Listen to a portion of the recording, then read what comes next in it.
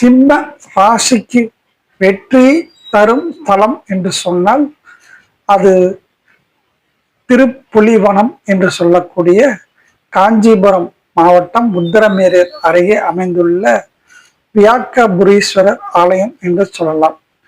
இந்த ஸ்தலத்திற்கு இந்த சிம்மராசிக்காரர்கள் எல்லாம் சென்று வந்தால் வாழ்க்கையில அவங்களுக்கு மிகப்பெரிய அளவுல வெற்றிகள் கிடைக்கும். இந்த ஸ்தலத்துல சிம்ம தட்சிணாமூர்த்தி இருக்கிறார்.